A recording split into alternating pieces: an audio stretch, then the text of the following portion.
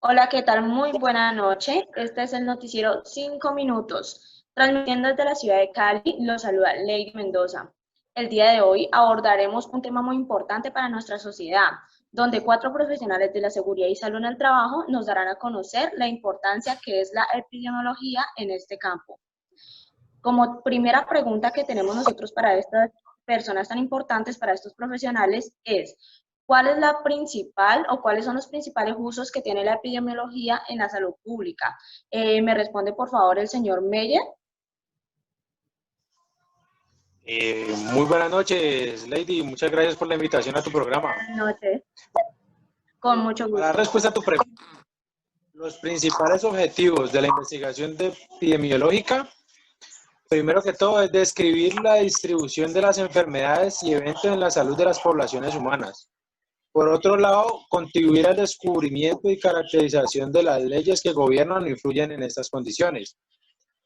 Identificación de la historia natural de las enfermedades, descripción de la distribución, frecuencia y tendencias de la enfermedad en las poblaciones, identificación de riesgos para la aparición y desarrollo de enfermedades, identificación y explicación de los mecanismos de transmisión de las enfermedades, entre otros. Muchísimas gracias, Meyer.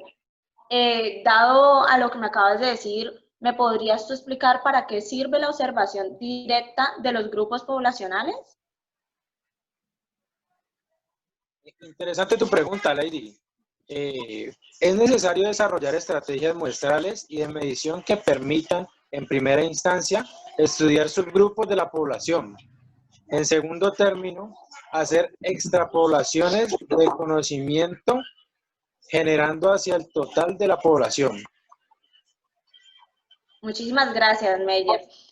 Tenemos a nuestra compañera, también profesional en el campo de la seguridad y salud en el trabajo, Marcela. Ella nos va a hablar un poquito sobre cómo se clasifica el estudio epidemiológico. Marcela, Hola Lady, buenas noches, ¿cómo estás? hola. Claro que sí. Los estudios epidemiológicos se clasifican en descriptivos o analíticos. Los estudios descriptivos valoran la frecuencia y la distribución de las enfermedades en las poblaciones con relación a las variables de personas, lugar y tiempo. Los estudios analíticos valoran los determinantes de los estados de salud o enfermedad, comprobando o rechazando las hipótesis generadas por los estudios descriptivos con el objetivo de identificar los factores de riesgo o protectores de una enfermedad. Entre los estudios descriptivos encontramos los estudios psicológicos realizados sobre poblaciones y las series de casos y estudios transversales realizados sobre individuos. Los estudios analíticos pueden ser observacionales, estudios de casos o controles, estudios de cortes o intervencionistas, ensayos que son los ensayos clínicos, ensayos de campo o ensayos comunitarios. Muy bien, muchísimas gracias, Marcela. Yo tengo una pequeña pregunta que me están escribiendo aquí al chat y es, ¿qué es un estudio de casos y controles? ¿Nos podría responder esto? Claro que sí. Durante los últimos años se ha desarrollado una estrategia de selección sobre la base de eventos en estudio. Este estudio de muestreo se ha denominado en la literatura epidemiológica como estudios de casos y controles. La característica principal de este diseño epidemiológico es que el criterio de selección de la población en estudio se basa en la presencia, casos o ausencia de controles del evento en estudio y que es el investigador quien se fija en el número de eventos a estudiar, así como el número de sujetos sin eventos controles, que se inclinarán como población de comparación o referencia. De esta manera, la población en estudio queda compuesta por un grupo de sujetos con el evento en estudio de casos o un grupo de sujetos sin evento de controles. Posteriormente, estos grupos se comparan en términos de la exposición que tuvieron al factor causal en estudio. Los sistemas de registros tradicionalmente utilizados incluyen centros hospitalarios o registros con bases poblacionales, como son los neoplasias o malformaciones congénitas. Muchísimas gracias, Marcela. Tenemos a otra profesional encargada y especializada del tema de la epidemiología que nos va a hablar hoy sobre un tema muy importante. Hola, buenas noches, Joana. Joana Sánchez. Hola, buenas noches, Lady, compañeros, ¿cómo están? Muchas gracias por invitarme a este programa tan importante para hablar de lo que trata la epidemiología laboral. Con muchísimo gusto, Joana. Tenemos una pregunta para ti. Para ti, ¿qué es un estudio epidemiológico aleatorizado? Claro, Lady, mira, estos estudios epidemiológicos corresponden a un diseño analítico. Las condiciones bajo las cuales se conduce el estudio están controlados por el investigador. Esto le da carácter experimental, teniendo en cuenta su temporalidad. Es un diseño prospectivo donde el factor de riesgo es la enfermedad. Corresponde a un estudio progresivo, exposición de resultados. Para realizar esos estudios se deben de tener en cuenta unas variables como lo son la edad del paciente, el sexo y la gravedad clínica de la enfermedad. Muchísimas gracias, Joana. Joana, en el chat del noticiero 5 minutos tenemos una pregunta para ti.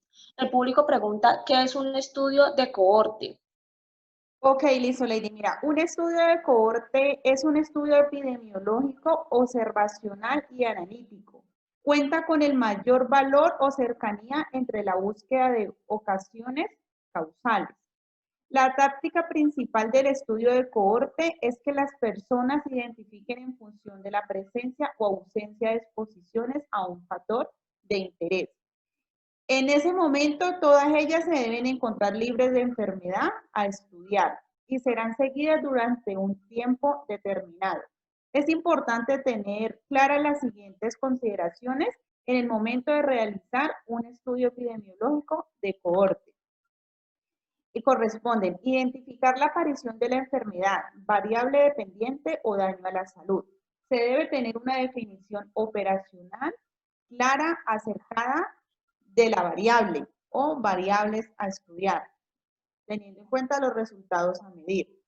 Identificar las pérdidas del estudio en el momento que buscan, teniendo en cuenta que no todos los estudios terminan siguiendo al o sea, no todos los estudios se terminan teniendo en cuenta que algunos de estos pacientes fallecen durante este proceso, Lady. Muchísimas gracias, Joana. Como último, pero no menos importante, tenemos a un profesional de la seguridad y salud en el trabajo. Se llama Jefferson Muñoz. Te doy la bienvenida al cierre ya de este programa, Jefferson. Hola Lady, muy buenas noches a mis compañeros y a toda la audiencia que nos escucha en estos momentos. Buenas noches. Jefferson, para ti tenemos una pregunta un poco relacionada a la respuesta que nos daba la compañera Joana. ¿Cuáles son las ventajas y desventajas de hacer un estudio de cohorte? Sí, claro, de acuerdo a la definición de nuestra compañera, que es muy acertada, pienso que las ventajas que nos permite este estudio de cohorte, una de ellas es el cálculo directo de las tasas de incidencia expuestas entre el trabajador expuesto y no expuesto. El riesgo relativo de los expuestos en relación a los trabajadores no expuestos. Aseguran también una adecuada secuencia temporal. Eso es gracias a la exposición al factor del estudio que preceda la aparición del desenlace. Otra de las ventajas que podemos obtener en este estudio cohorte es que en los diseños prospectivos se minimizan los errores en la medición de la exposición y también nos permite evaluar los efectos del factor riesgo sobre varias enfermedades. Dado el caso, pues también existen unas desventajas. Las desventajas pueden ser, no son eficientes para el estudio de enfermedades, o sea, son poco frecuentes. No son eficientes para el estudio de enfermedades con un largo periodo de latencia y también los estudios prospectivos suelen ser de larga duración y requieren un número elevado de participantes. Muchísimas gracias, Jefferson. En el chat del noticiero 5 minutos tenemos una pregunta para ti. En el chat nos pregunta la audiencia, ¿qué es un estudio transversal? Sí, claro. Dado pues A las definiciones que hemos dado, un estudio transversal es como para medir la ocurrencia del evento o cambios en la variable de exposición a largo tiempo. Esto es decir, el estudio transversal es cuando se realiza una sola determinación en los sujetos de estudio y se evalúan de maneras concurrente a la exposición del evento de interés. Muchísimas gracias, Jefferson. Tenemos una pregunta más que hacen en el chat. No sé si todavía está por ahí el compañero Meyer Cubillos. Claro, Lady, un placer responder a tus preguntas. Dime. Hola, Meyer. En el chat preguntan, dicen que especialmente a ti, ¿cuáles son las ventajas y desventajas de hacer un estudio transversal? Y pues, Lady, las ventajas que más podemos resaltar de los estudios transversales es que son eficientes para estudiar la prevalencia de enfermedades. Se pueden estudiar varias exposiciones. Son poco costosos y se pueden realizar en poco tiempo. Y se puede estimar la prevalencia del evento. Tal vez tienen una serie de desventajas, entre las más notorias es que son problemas para definir y medir exposición, sesgos de selección, sesgos por casos prevalentes y la relación causa-efecto no siempre es verificable. Relativamente esas son como las ventajas y las desventajas más notorias en estos estudios transversales. Muchísimas gracias, Meyer. Bueno, esto fue todo por el día de hoy. Gracias a los televidentes que han estado pendientes de nuestra noticia. Les agradecemos, les recordamos lávense las manos, utilicen tapabocas y quédense en casa. Hasta luego.